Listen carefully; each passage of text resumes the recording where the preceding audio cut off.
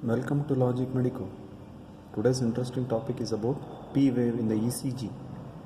The P wave in the ECG is the first wave in the PQRST complex.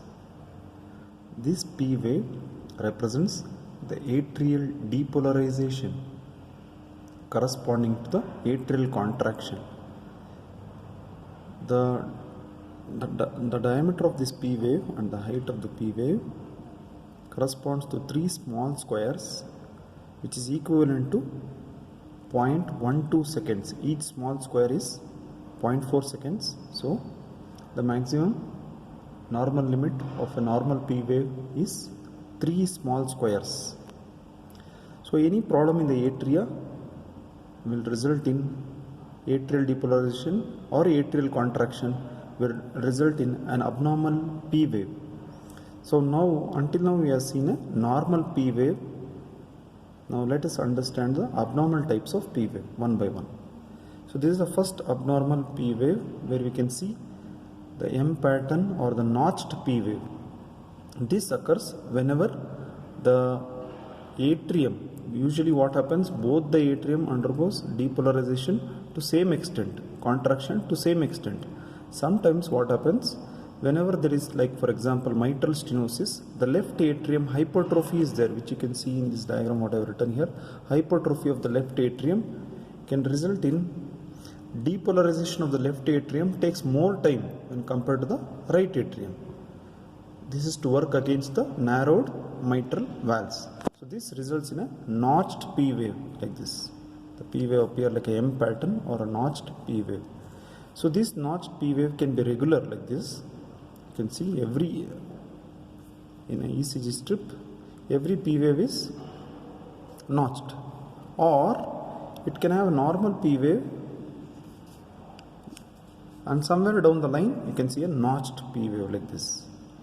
So what is the difference between the two? So when you see a regularly arranged notched P wave, it represents the hypertrophy of one of the chamber, usually it is a left atrium. Okay.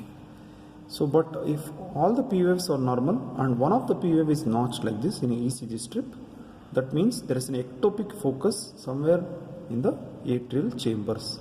This ectopic focus will not coincide with the atrial depolarization, therefore the appearance of a notch.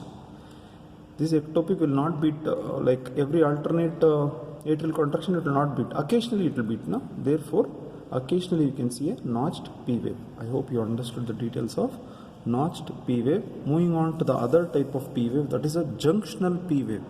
There are 3 variants of junctional P wave, that is inverted P wave, absent P wave, and retrograde P wave. What is the difference? We'll see. Here you can see, instead of a normal P wave being positive wave and 3 square diameter, small squares, here there is an inverted P wave. So whenever there is an inverted P wave in the ECG complex, what it suggests basically is that the atrial depolarization, there is an ectopic focus which is present at the junction, therefore called junctional. So what is this junction? AV junction, atrioventricular junction. Therefore there is an inverted P wave. Also there can be an absent P wave. The P wave itself is absent. What does it represent? Following the absent P wave, there is a very narrow QRS complex. This signifies that the ectopic impulse is coming from the junction, that is a atrioventricular junction. The depolarization of the atrium is corresponding with that of the ventricle, and the impulse is now generated at the junction between atrium and ventricle. Therefore the P wave is not even visible because it is overlapped by this QRS complex, and the QRS complex is really narrow. That signifies that the impulse is arising from the junction. Just infrajunctional, just the depolarization impulse, if it arises below the atrioventricular junction, that time initially the ventricular depolarization occurs, resulting in normal QRS complex, after which we can see a P wave. Therefore it's called as retrograde P wave. After the P wave we can see the normal T wave.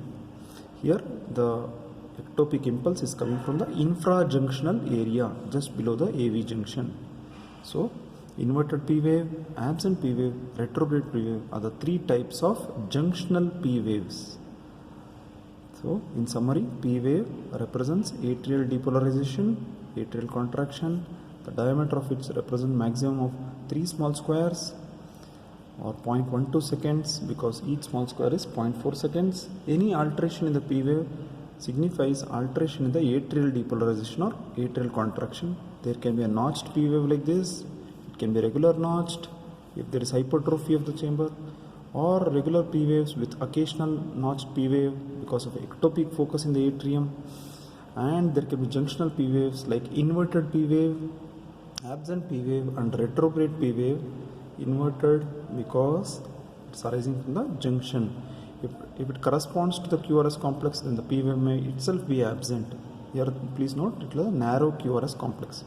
Then if it is infrajunctional, the ectopic focus, then the P wave is inverted, and after the QRS complex it's called retrograde P wave. Thank you for watching and learning from Logic Medico. Kindly subscribe to our channel if you are new to our channel. Thank you.